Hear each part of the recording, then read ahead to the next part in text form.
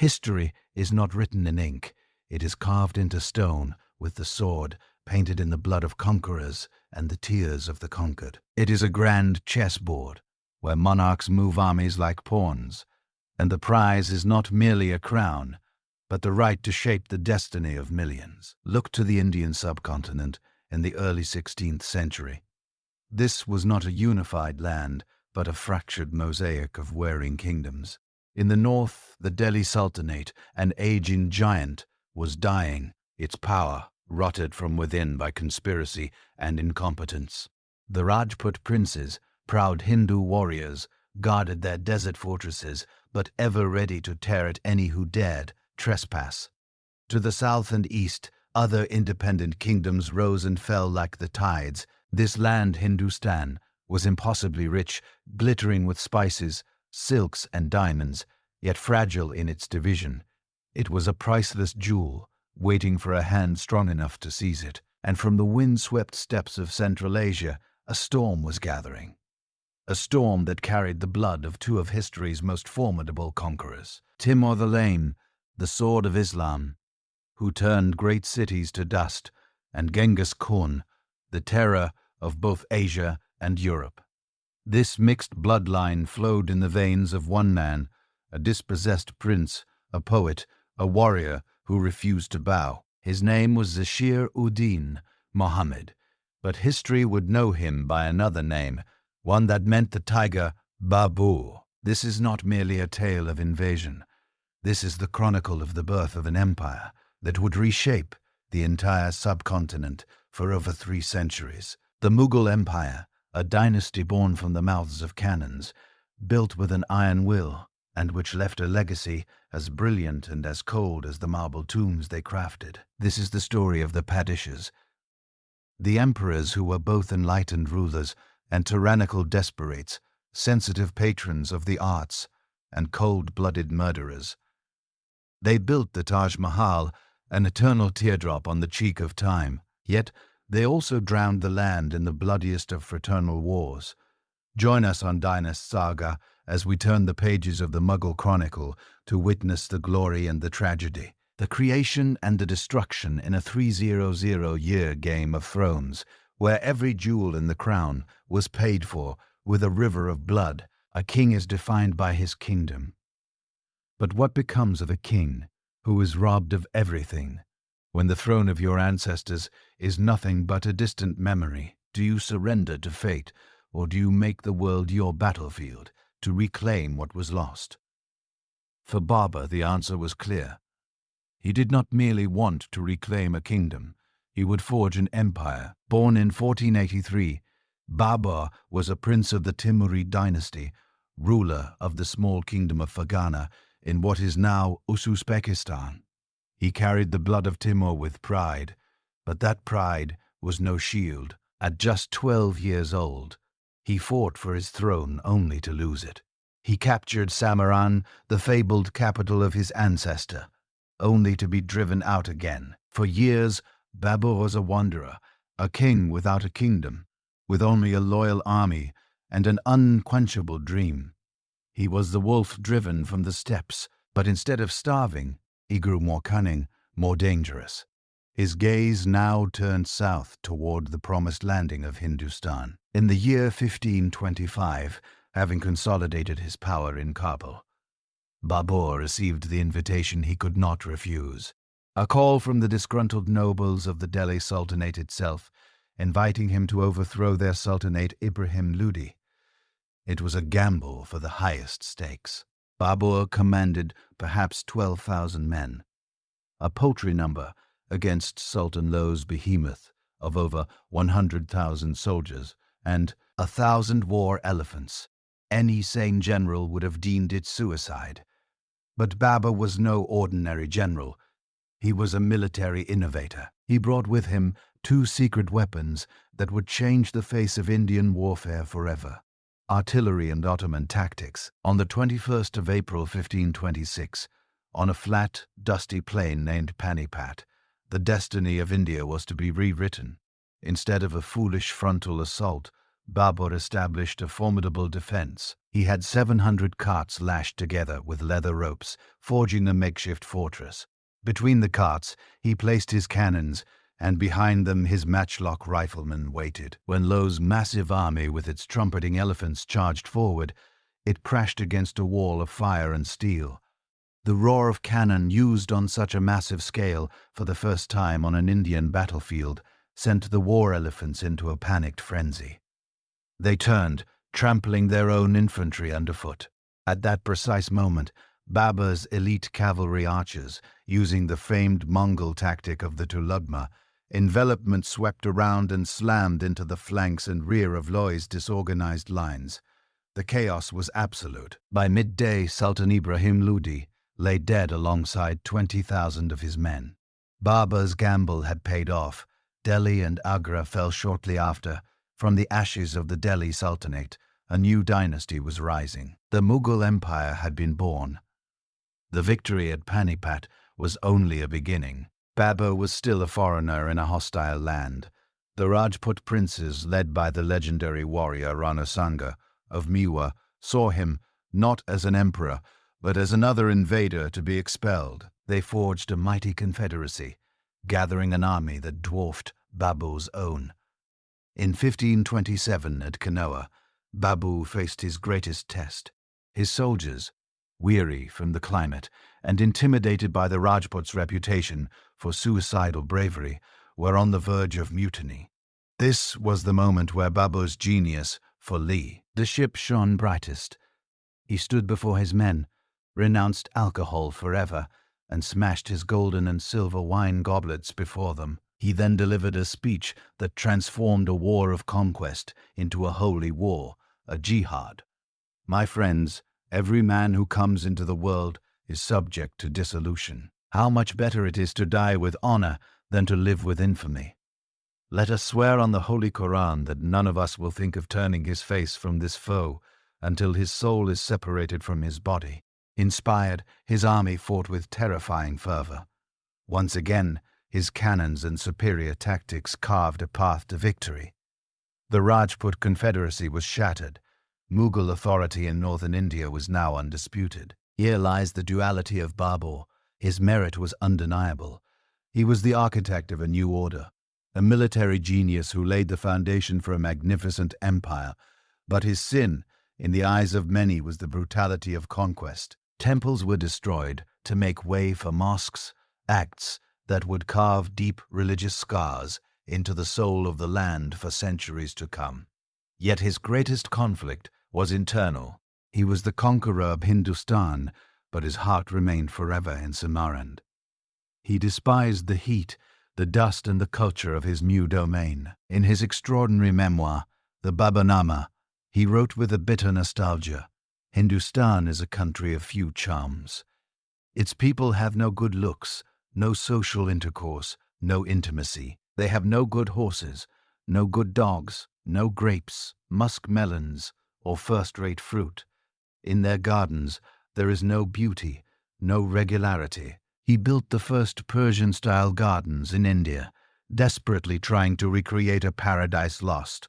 This was the ultimate paradox of Babur, a conqueror who was an exile on his own throne. Babur would only reign for 4 short years. In 1530, at the age of 47, he died. Legend tells a poignant tale. His son and heir, Humayun, had fallen gravely ill. Babur, in desperation, circled his son's sick bed, praying for God to take his life in exchange for his son's. Soon after, Humayun began to recover while Babur fell sick with a fever and passed away. Babur's legacy was not cast in stone or marble, but in the seed he planted.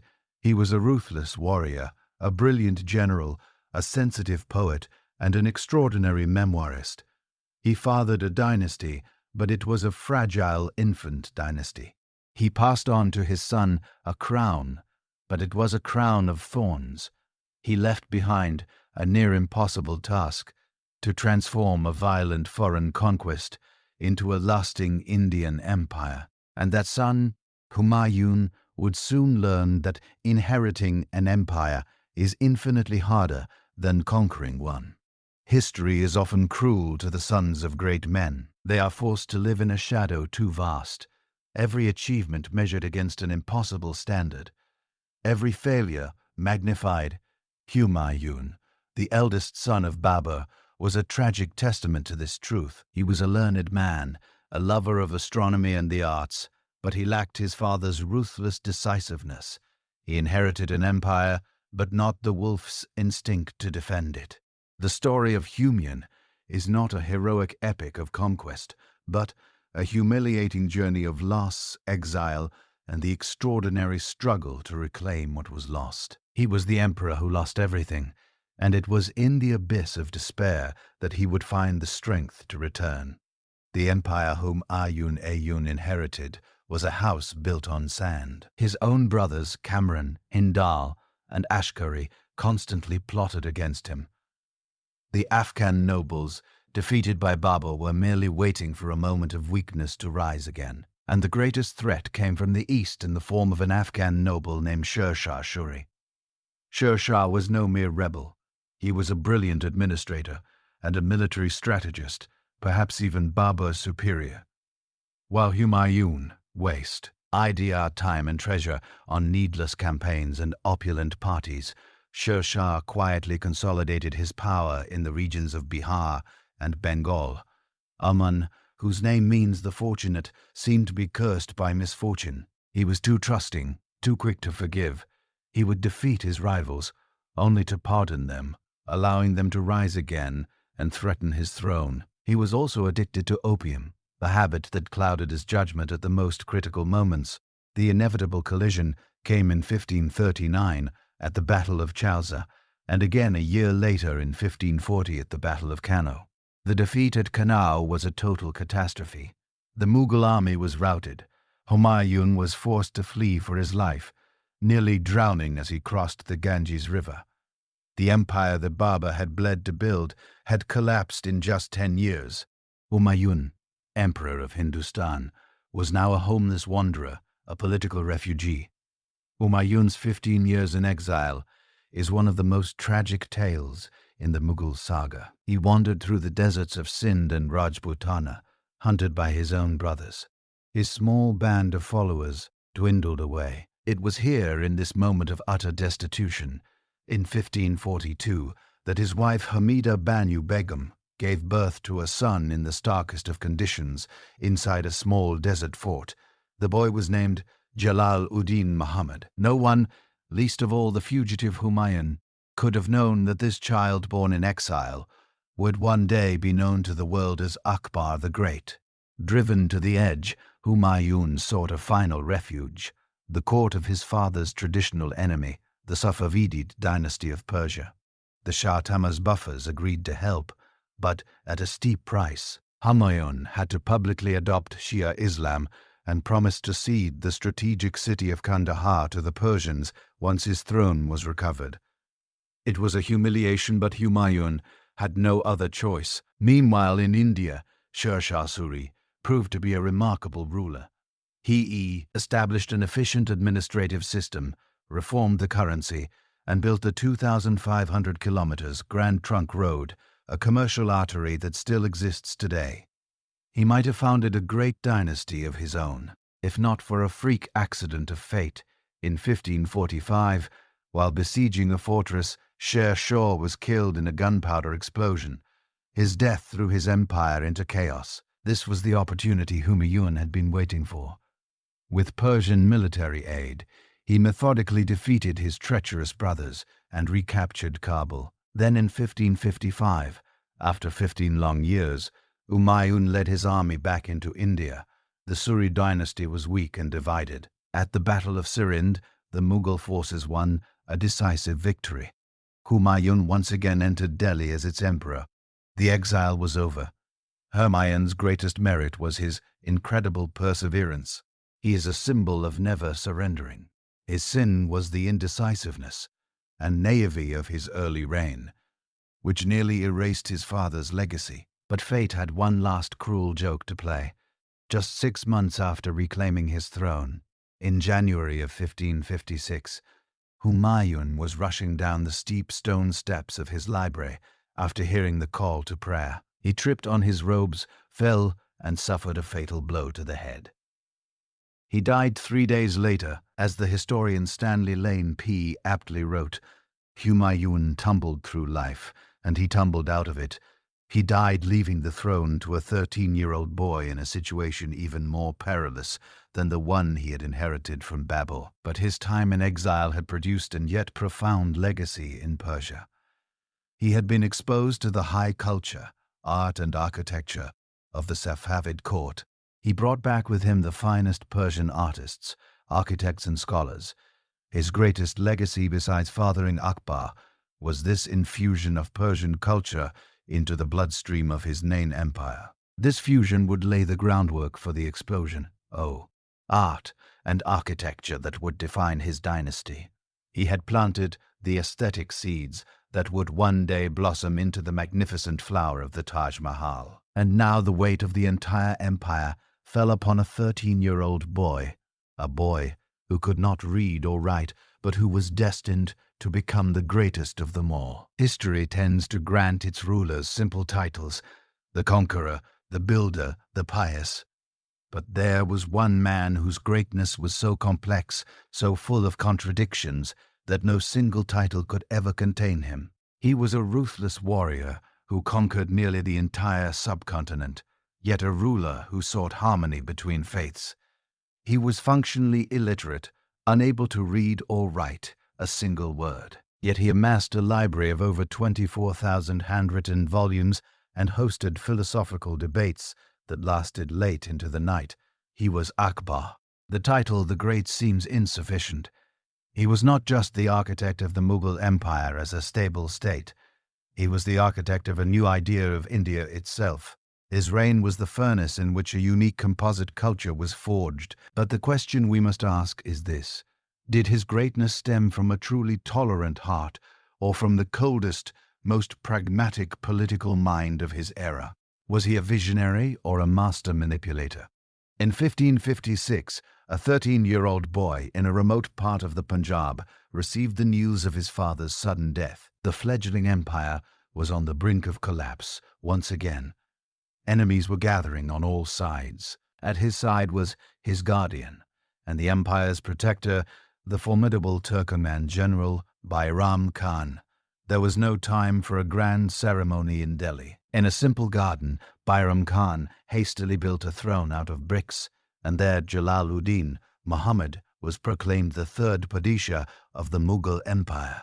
The greatest threat came from a Hindu general named Humayun, a man of humble origins, a former sire.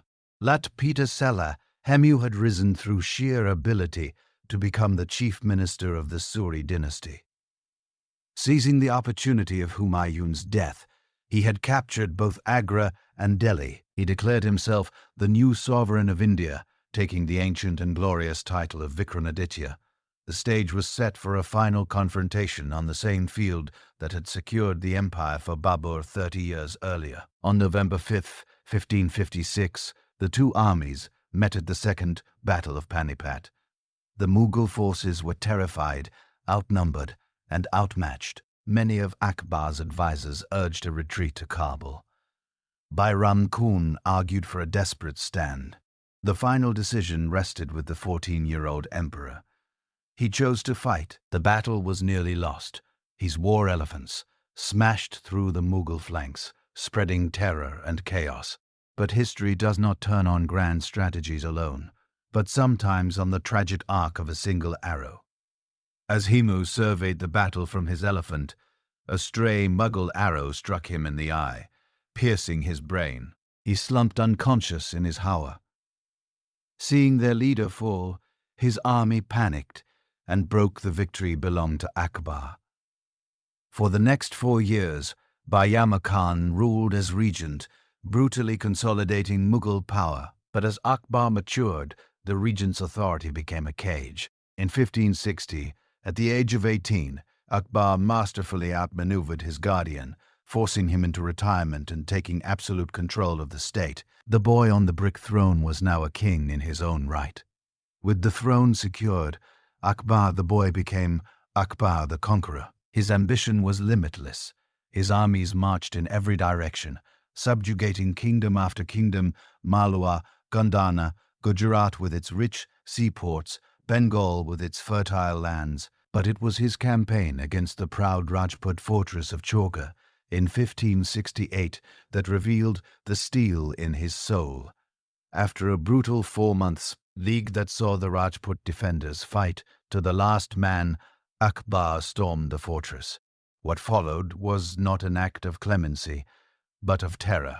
He ordered the massacre of an estimated 30,000 unarmed civilians within its walls. It was a brutal message to all of India. Resistance was futile. The empire of peace and tolerance would be built upon a foundation of blood and fear. An empire forged by the sword must be held together by something stronger, a system. Conquest gives you land, but only statecraft can turn it into an empire. Having proven himself a ruthless conqueror, Akbar now faced the far greater challenge of becoming a ruler. How do you govern a vast, fractured subcontinent, teeming with different peoples, cultures, and faiths? His answer would come in 3 revolutionary pillars that would form the very bedrock of the Mughal state. His first pillar was administrative reform. He knew the old ways of feudal loyalty were unreliable. He needed a new machine of government, and he created it in the form of the Mansabdari system. This was not a landed aristocracy. It was a graded military and civil service open to all. Every high official or Mansabdar was given a rank known as a Mansab. This rank determined his salary and, crucially, the number of armed cavalrymen he was required to maintain for the imperial army. This created a salaried bureaucracy of commanders and administrators who owed their position, their wealth, and their loyalty directly to the emperor, not to their land or their lineage. Its merit was its genius. It was a form of meritocracy that shattered the power of the old hereditary nobles. It allowed Akbar to integrate the diverse elites of his empire, Turks, Persians, Afghans, and most importantly, the Hindu Rajput warriors he had recently defeated, into a single unified ruling class. But its hidden flaw was its immense cost. The Mansabdars were paid extravish, salaries directly from the imperial treasury. The system's viability depended entirely on a constant flow of revenue and the emperor's absolute control. It created a powerful elite that, if mismanaged, could bankrupt the state or turn against the throne, planting the seeds of future financial strain. The financial backbone for this system was his second innovation, the zapt system of taxation. Under his brilliant finance minister, Todar Mal, the state conducted meticulous land surveys across the empire, assessing the yield of every plot of land. Taxes were then fixed as a predictable cash payment, a variable share of the harvest. This gave security to the peasant and a stable, massive income to the state, funding Akbar's armies and his ambitions. Akbar's second and perhaps most famous pillar was his policy of religious tolerance. This was born from a cold political reality. How could a Muslim dynasty rule a subcontinent where over 90% of its subjects were non-Muslims? The brutality of Chorka had shown the cost of ruling by fear alone. He needed the loyalty, not just the submission of his Hindu subjects. He sought, in his own words, sulk or peace for all. This was not just an idea, it was state policy. In 1563, he abolished the pilgrimage tax on Hindus. A year later, in 1564, he abolished the jizya, the centuries-old poll tax levied on all non-Muslims. This was a revolutionary act, removing one of the most significant and symbolic grievances of the Hindu populace. He cemented this policy through politics, marrying several Rajput princesses, and critically allowing them to practice their Hindu faith within the walls of the imperial harem. His personal curiosity drove this policy further. In 1575, in his magnificent new capital of Fatehpur Sikri, he built the Ibadat Kharna, or House of Worship. Initially, it was a hall for Sunni Muslim scholars to debate theology. But Akbar, a man with a restless and inquisitive mind, grew disgusted with their dogmatic and petty squabbling. He threw open the doors. Soon the Ibadat Khana was filled with Shia Muslims, Hindu Brahmins, giant monks with their faces masked, Zoroastrian priests, and even Jesuit fathers from the Portuguese colony of Goa, all debating the nature of God late into the night, with the Emperor of Hindustan sitting in their midst, listening intently. But here we must ask the critical question. Was this the act of a genuine spiritual seeker, a philosopher king searching for a universal truth, or was it the master stroke of a political genius? The truth, like Akbar himself, is complex. The policy was undoubtedly a pragmatic tool to unify his empire. By positioning himself as the arbiter above all religions, he systematically broke the political power of the conservative Islamic clergy, the ulama, and made himself the sole fountainhead of authority. Loyalty to the state personified in him became the highest virtue. Yet to dismiss his spiritual quest would be to misunderstand the man. He was genuinely tormented by religious questions, and this search for answers was as much a part of him as his political ambition. The two were not in conflict. They were two sides of the same imperial coin. His final pillar was his most ambitious, most controversial, and ultimately his most misunderstood, the Dini Ilahi, or the religion of God. This was the culmination of his spiritual journey. It was not a new religion intended to replace Islam or Hinduism. It was more of a spiritual order, an elite personality cult with the emperor at its center. It had no holy book, no clergy, and no temples. It was a syncretic path blending the monotheism of Islam, the reverence for light and the sun from Hinduism, fire rituals from Zoroastrianism, and the principle of nonviolence from Jainism. To join a disciple would place his head at the emperor's feet in a pledge of absolute loyalty, accepting Akbar as his spiritual guide. Was this the ultimate expression of a tolerant, universalist vision, an attempt to create a spiritual common ground for the elite of his empire? Or was it the ultimate act of an autocrat's ego, a demand not just for political allegiance, but for spiritual submission? By positioning himself as a spiritual guide, his word effectively became divine law, unchallengeable by any cleric. It was a move to place the throne above the mosque, the temple, and the church. Yet for all its ambition, the Dini was a failure.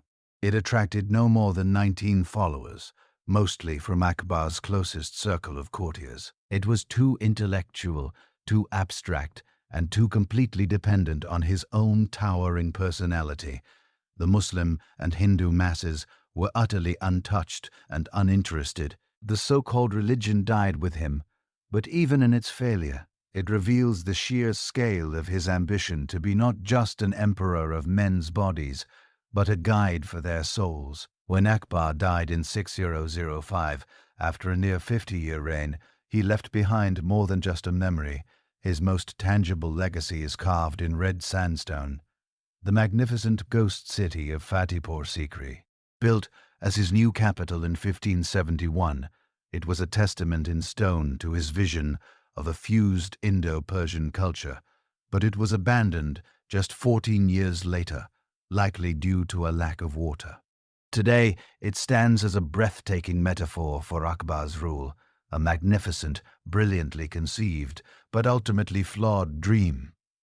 Despite his own illiteracy, he was a colossal patron of the arts. Under his guidance, Persian and Indian artistic traditions merged to create the unique and vibrant Mughal school of painting. He inherited a shaky kingdom, little more than a name on a map. He left behind a vast, stable, centralized, and wealthy empire. The administrative machine he built would continue to function for over 150 years. But his greatest legacy was ideological. He was the true architect of the Mughal state. He took a foreign military occupation and transformed it into a genuinely Indian empire. He did this by proposing a radical new idea that a person could be Hindu or Jinn or Christian and still be a loyal subject of the empire. Before him, rule was based on conquest and religious identity. He made it based on a shared administration and loyalty to the throne. We must not forget, however, that this empire of tolerance was built on the ashes of his early brutality. The architect of Sulikul was also the butcher of Chitoriga.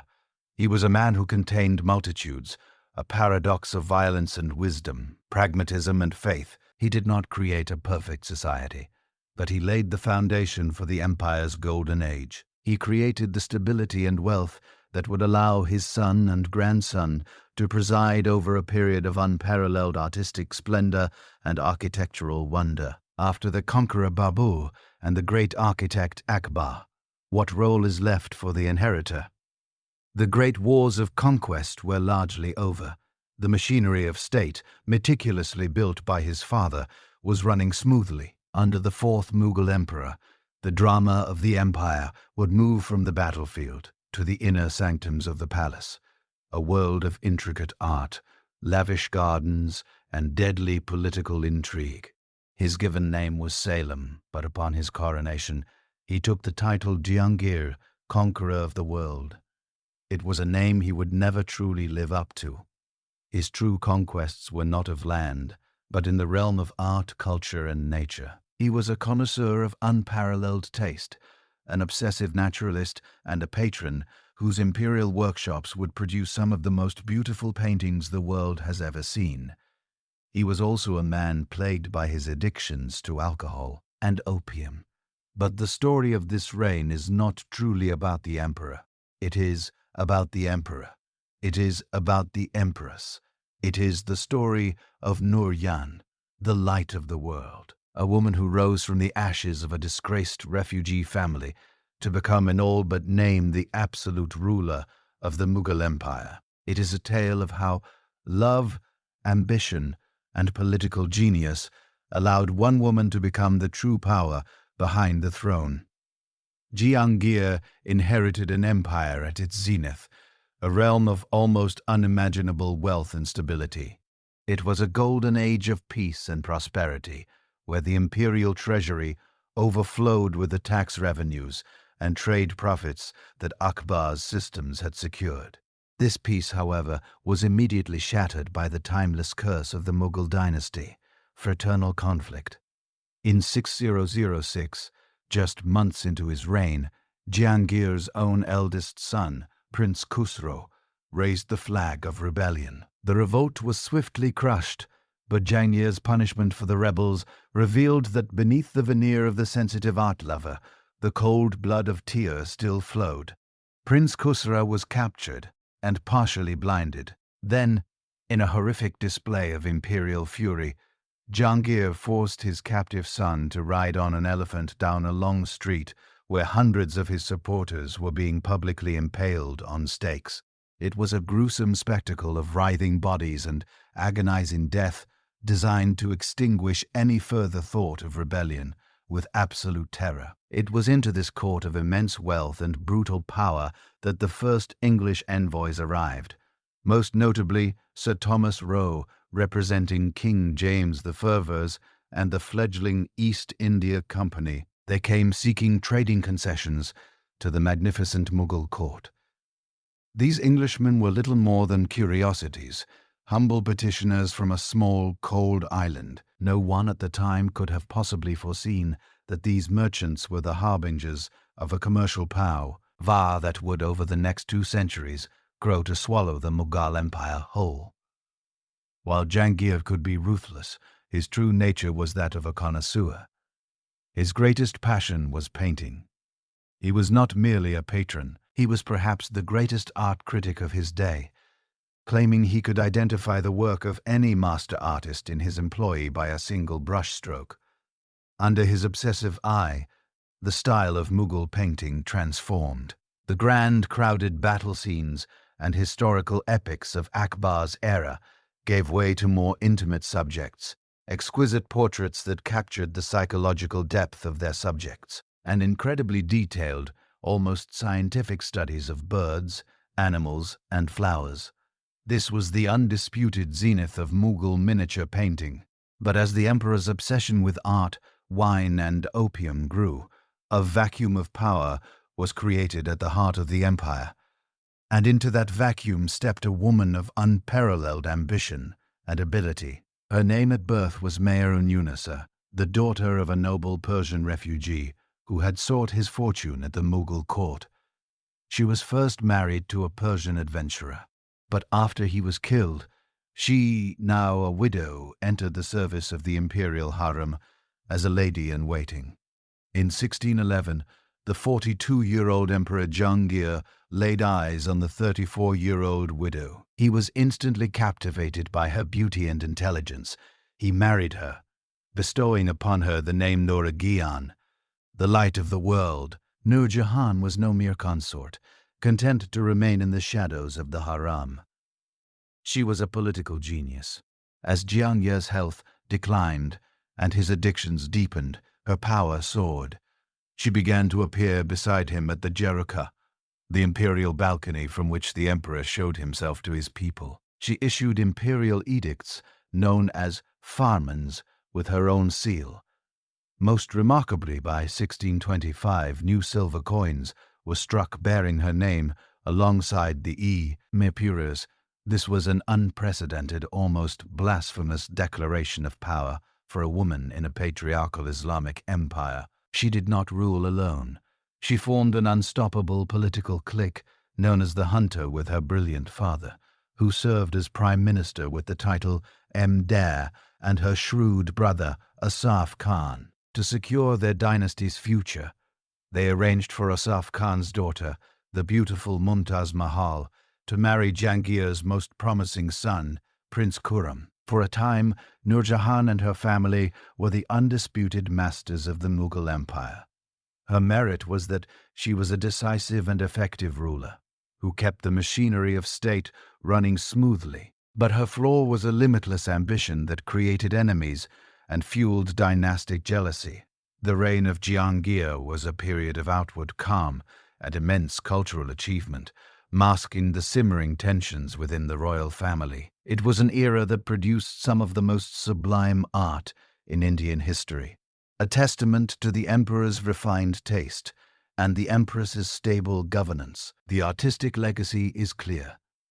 This was the golden age of Mughal painting, a period of unparalleled refinement and naturalism. The political legacy is far more complicated.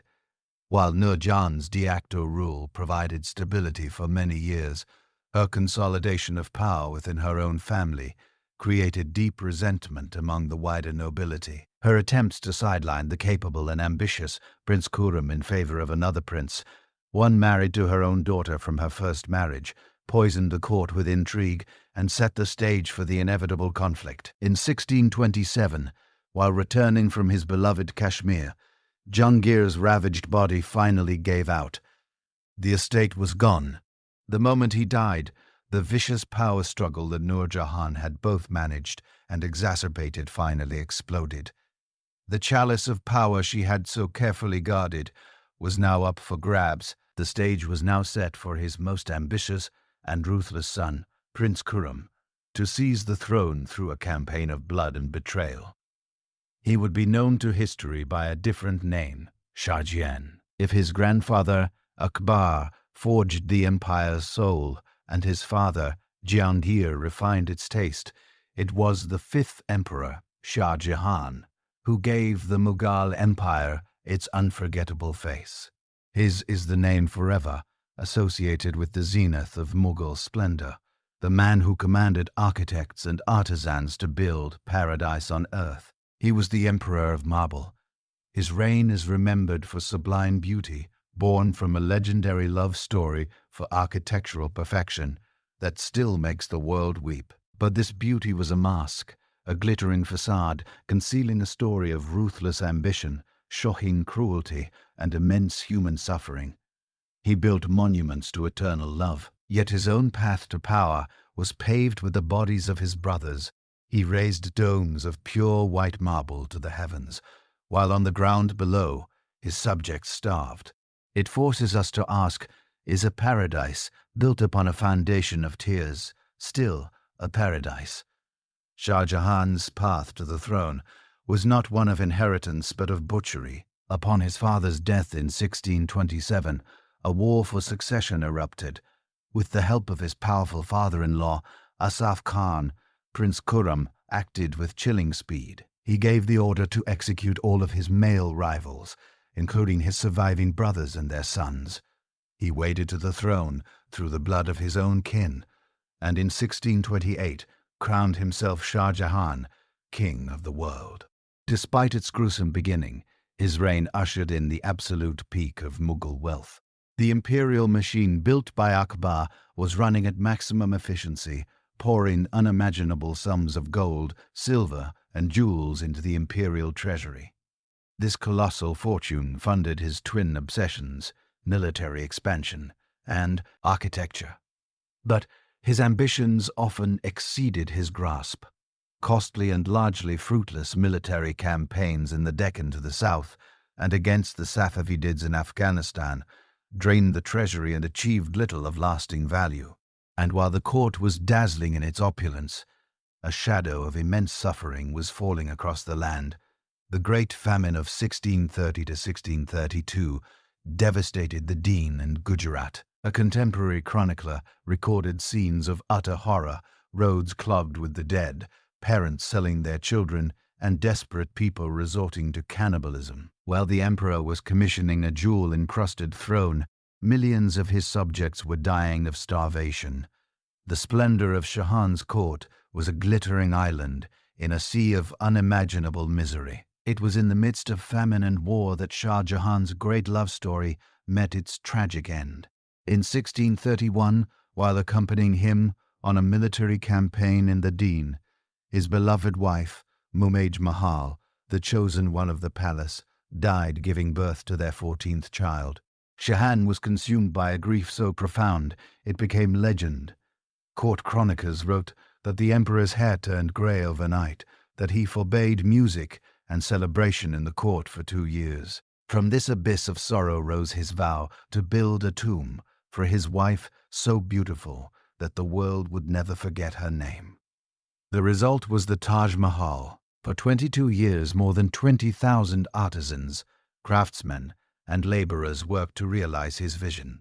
The finest materials were gathered from across Asia, pristine white marble from Makrana, jade and crystal from China, turquoise from Tibet, lapis lazuli from Afghanistan, and sapphires from Sri Lanka. It was an imperial project on an unimaginable scale. The Taj Mahal is not a building, it is a poem in stone, a physical manifestation of love and loss. Yet it is also an overwhelming symbol of imperial power and where the declaration that the Emperor of Hindustan could bend the resources of a continent to his will.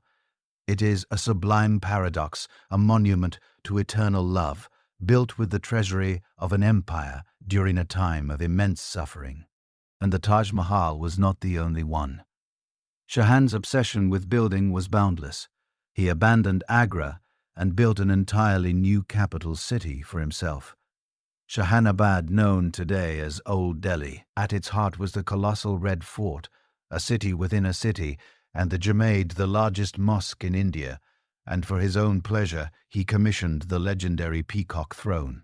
A marvel of gold and jewels, it was said to have cost twice as much to build as the Taj Mahal itself. Here lies his complex legacy. His merit is eternal. He left behind an architectural heritage that is among the wonders of the world, forever defining the image of Mughal grandeur. But his flaw was that this beauty came at a staggering cost. The vast treasury accumulated by Akbar was systematically drained to fund these personal monuments. To pay for them, taxes on the peasantry were raised ever higher, squeezing a population already ravaged by famine. Shah Jahan's architectural obsession came at the direct expense of his people's well-being, creating a deep well of resentment that would soon overflow. The empire that Shah Jahan had adorned with marble was cracking from within. His extravagant spending and the resulting hardship had created the perfect conditions for the most brutal war of succession the dynasty had yet seen. The conflict was a drama between his 4 sons, each a powerful governor of a major province. There was the designated heir, the Sufi mystic and scholar, Dara Shika. There was the brave but hedonistic Murad, the ambitious Shua, and the 3rd son, the brilliant, ruthless, and fanatically devout military commander Aurangzeb. When Shah Jahan fell gravely ill in 1657, the war for his throne began. It was a war of ideology as much as ambition, pitting Darshiko's vision of a tolerant, syncretic empire against Aurang's austere and orthodox Islamic puritanism. In the end, Aurangzeb's superior generalship and utter ruthlessness prevailed. He had his brothers hunted down and brutally executed one by one. He then turned on his father, declaring Shah Jahan incompetent to rule. Aurang imprisoned him in the great fort at Agra. The great builder, the king of the world, would spend the last 8 years of his life as a prisoner from the marble pavilions of his gilded cage. He had a clear view across the river Yamuna, a view of the only thing he had left, the shimmering form of the Taj Mahal. He was a prisoner of his own son, with nothing but the monument to his dead wife for company. Shah Jahan died in 1666 and was buried beside his beloved Mumtaz in the tomb he had built for her. The age of aesthetics of poetry in stone was over. A new age was dawning. An age of piety, of relentless war, and of brutal imperial expansion. The age of Aurang. We now arrive at the most powerful, most controversial, and most consequential of all the great Mughals in the long and bloody saga of the Timurid dynasty. No figure is more complex or more polarizing than the sixth emperor, Aurangzeb. He was a man of devout piety who waded to the throne through the blood of his brothers. An austere ascetic who despised music and luxury yet presided over the empire at its absolute wealthiest. He was the conqueror who pushed the empire's borders to their greatest extent, and in doing so, signed its death warrant. He took for himself the title Alamgir, conqueror of the world, and for nearly 50 years he would dedicate every waking hour to that purpose. History has judged him harshly, branding him a bigoted fanatic who systematically dismantled Akbar's legacy of tolerance and fractured tea. He empire along religious lines. But is this the whole story? Or was he a man of stern principle? A brilliant but flawed ruler forced into hard choices by the political realities of a vast and crumbling empire? Was he the poison that killed the Mughal state, or merely the doctor who diagnosed its fatal illness too late? Aurang's story does not begin with his coronation, but in the crucible of the war for succession. This was not just a squabble between brothers over land and titles. It was a battle for the very soul of the Mughal Empire. On one side stood the heir apparent Dara Shikoh, the mystic, the scholar, the translator of the Hindu Upanishads into Persian, the favored son who embodied Akbar's vision of a syncretic, harmonious culture. On the other side stood Aurangzeb, the orthodox, the Puritan, the battle-hardened general and champion of a stricter, more fundamentalist Islam. The choice between them was a choice between two vastly different futures for the subcontinent. While Dara held court in Delhi, Aurang forged alliances and marched his veteran armies north. He was a far superior general and a more cunning politician than any of his brothers. He defeated Dara's forces at the Battle of Samagar in 1658, forcing him to become a fugitive. What followed was a chilling display of Aurangzeb's calculated ruthlessness. Dara was eventually betrayed and brought to Delhi in chains. He was dressed in rags, placed on a filthy elephant, and paraded through the streets of the capital city he was once meant to rule. A public humiliation of the highest order. A tribunal of conservative clerics, convened by Aurangzeb, quickly declared Dara an apostate from Islam. In August 1659, he was beheaded. It is said that Aurangzeb demanded the severed head be brought to him to confirm it was truly his brother. This was more than just fratricide. It was a statement, the execution of the Bek. Mystic Prince was a message to the entire empire. The age of religious experimentation was over. The era of tolerance was finished. Orthodox Islam was now the undisputed law of the land, and Aurangzeb was its unyielding enforcer. He had imprisoned his father, killed his brothers, and now he was the absolute master of Hindustan. The new emperor was a man of stark contrasts to his predecessors. Where Shah Jahan's court had been a theater of glittering opulence, Aurangzeb's was one of austere piety. He himself lived the life of a near monk, abstaining from alcohol and rich food. He learned the Quran by heart, and in his spare time he would meticulously copy out the holy book and sew prayer caps, selling them to pay for his own modest funeral. He was not a hypocrite. He lived by the rigid code he sought to impose on his empire, and that code would soon fall like an iron curtain across the subcontinent. Believing that the empire had strayed from the path of true Islam under the perceived heresies of his ancestors, Aurangzeb began a systematic reversal of Akbar's policies. Music and poetry were banned from the court. The vibrant imperial workshops that had produced masterpieces of painting and calligraphy fell silent. The full force of Islamic law, the Sharia, was to be the law of the land for Muslim and non-Muslim alike. He ordered the destruction of numerous Hindu temples, particularly those in regions hostile to his rule. The final symbolic blow came in 1679, when he reimposed the hated jizya, the poll tax on non-Muslims, which had been abolished by Akbar over a century earlier. The policy of Sulikul, peace for all, was officially dead. Was this the work of a single-minded religious zealot, a man on a divine mission to purify India? That is part of the truth. Aurang was genuinely devout and saw the syncretic culture fostered by his great-grandfather as a corruption. But to ignore the cold political logic at play is to misunderstand the man. His bloody usurpation of the throne had left him isolated. He desperately needed to legitimize his rule, and his most natural allies were the conservative Islamic clergy, the ulama, whom he empowered and patronized. The jizya was not only a statement of Islamic supremacy, it was a desperately needed source of revenue to fund the ceaseless wars that would define his reign. The destruction of temples was not always random bigotry. It was often a calculated act of political punishment against rebellious Hindu chieftains and kingdoms. Religion and politics, as always, were inextricably linked, but policies have consequences. The empire Akbar had built rested on a delicate balance, a grand coalition of diverse groups. Aurang took a hammer to that balance. The Rajputs, whose warrior clans had been the literal sword arm of the empire for a century, were alienated and driven into open rebellion. In the north, the Jats, a community of peasant farmers, rose up in a revolt that would simmer for decades. The most tragic and transformative consequence came in the Punjab. Aurangzeb summoned the 9th Sikh Guru Tegh Bahadur to Delhi and demanded he convert to Islam.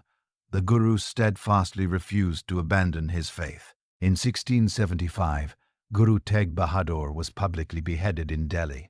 This brutal act of martyrdom forever changed the Sikh faith. The Guru's son and successor, Gobind Singh, transformed the community from a peaceful spiritual movement into the Khalsa, a fiercely militarized community of warrior saints bound by oath to resist Mughal tyranny.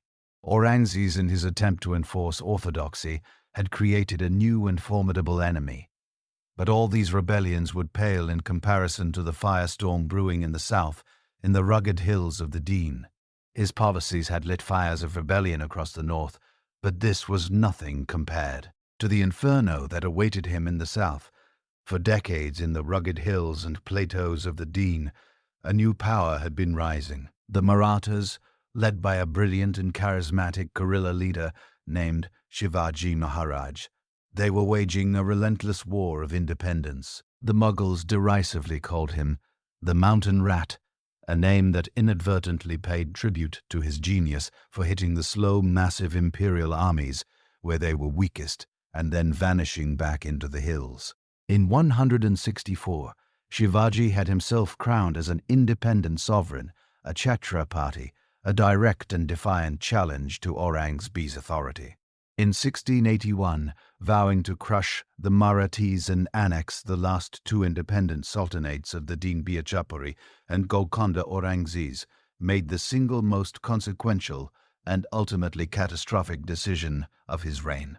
He moved his entire imperial court, the grand army, and the vast machinery of state south to the Deen. He fully expected to return to Delhi in a few years victorious. He would never see his capital again. He would spend the last 26 years of his life there, a prisoner of his own obsession. At first, he was brutally successful. He conquered Bijapur in 1686 and Golconda in 1687. In 1689, he captured Shivaji's son and successor Sambhaji and had him tortured and executed in the most gruesome manner. On paper, it was total victory. The Mughal Empire had reached its largest geographical extent. But in reality, it was the beginning of the end. By destroying the established kingdoms of the south, he had removed all buffer states. By executing their king, he had ensured the Marathas would never negotiate. He had not extinguished the fire. He had merely scattered its embers across the entire Deen, where it now became a people's war. With no center to attack and no army to defeat, the final 18 years of Aurangzeb's life were a grim, monotonous tragedy. The now Ed Emperor marched his colossal army endlessly from one mountain fortress to another, spending years besieging one fort, only to hear that another had been retaken by the Marathas behind him. It became a bleeding ulcer, constantly draining the lifeblood of the empire, its soldiers, its gold, and its morale. While the emperor was trapped in the south, the administration in the north began to crumble from neglect. The empire was rotting from its core. In the early days of 1707, at the age of 88, Aurangzeb finally died, as he had lived for the last quarter century, in a military camp in the middle of the Deen, far from the heart of his empire. His final letters to his sons are filled not with pride, but with a profound sense of failure and regret. "I came a stranger into this world, and a stranger I depart." He wrote, "I know nothing of myself, what I am, or for what I am, or for what I am destined. I have not done well by the country or its people. My years have gone by profitless. What then is the legacy of this colossal figure?" At his death, the Mughal Empire was larger than it had ever been, stretching across almost the entire subcontinent. He was without doubt a colossally capable, disciplined and diligent ruler who never indulged in the luxuries of his predecessors. This was his merit, but this vast empire was a hollow shell. This was his sin. His relentless wars had bankrupted the treasury that had once seemed limitless. His army was a demoralized and broken force. His orthodox policies had shattered the social contract of trust and coalition built by Akbar, leaving behind a legacy of bitterness and revolt among Rajputs, Sikhs, Jats and Marathas. Here is the ultimate paradox of Aurangzeb. The most powerful of the great Mughals was also the architect of its ruin. He was a man whose formidable strengths, his piety, his discipline, his unwavering will when untempered by pragmatism and compromise, became the empire's fatal weaknesses. He tried to hold the empire together by forcing it into a rigid mold of his own making, and in doing so he broke it. He left to his sons not a thriving state, but a vast, overstretched, bankrupt, and dying empire. The great Mughals were dead. Aurangzeb, the last of the Titans, had left behind a colossal but hollowed-out empire. What followed was not a dynasty of rulers, but of ghosts. For the next 150 years, a succession of phantom emperors would haunt the throne room of the Red Fort in Delhi. They were men trapped in their crumbling palaces, wearing a crown that had lost all meaning, presiding over an empire that was shrinking by the day. The great Game of Thrones was over.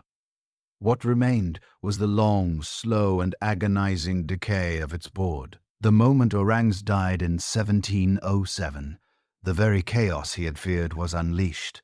A ruinous war of succession between his sons bled the imperial army white. The victor Bahadur Shah Jahan was an old man who reigned for only 5 years before his death triggered another bloody civil war. In the years that followed, the Emperor of Hindustan became a puppet, a plaything for powerful nobles. A pair of kingmakers known as the said brothers rose to prominence, installing and deposing 4 different emperors in just 8 years, assassinating 2 of them. The absolute authority of the Mughal throne had completely evaporated. As the center rotted, the limbs fell away. The Marathas, no longer mere rebels, established their own vast empire and became the dominant power in India. Their cavalry raiding to the very gates of Delhi, the governors of the empire's richest provinces, Bengal, Awadh, and Hyderabad, became hereditary rulers, in all but name, pledging only nominal loyalty to the powerless emperor. The final catastrophic blow came from outside. In 1739, the Persian Emperor Nader Shah swept into India with a devastating, flying modern army. He crushed the pathetic Mughal force at the Battle of Karnal and marched into Delhi unopposed. After a riot broke out, Nader Shah unleashed his soldiers on the city. In a single day, an estimated 30,000 citizens were massacred. For 2 months, his army systematically looted the city.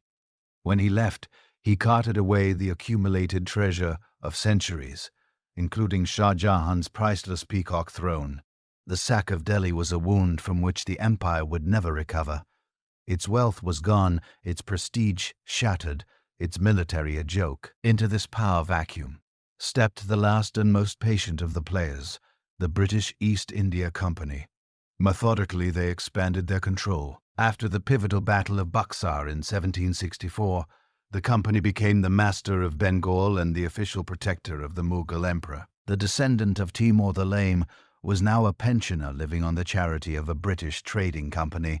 The tiger of Central Asia had become a pet of the merchants from London. By the 19th century, the Mughal Empire was a fiction, a kingdom that barely existed beyond the walls of the Red Fort. The emperor was a symbol, a relic of a glorious past. The final emperor was Bahadur Shah, known more by his pen name, Zafar.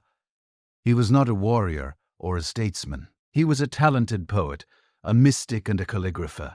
In 1857, the Great Indian Mutiny, also known as the First War of Independence, erupted across northern India. As native soldiers, the SEO rebelled against the brutal and arrogant rule of the East India Company, seeking a unifying symbol for their struggle. The rebellious CO marched to Delhi and proclaimed the frail 82-year-old Bahadur Shah Zafar the emperor of all Hindustan and the leader of their uprising. He was a tragic, reluctant figurehead, a poet forced into the role of a revolutionary. When the British, with overwhelming force and unimaginable brutality, crushed the rebellion and retook Delhi, their vengeance was absolute. They executed the emperor's sons and grandsons, wiping out the imperial line. Bahadur Shah Zafar himself was put on trial for treason.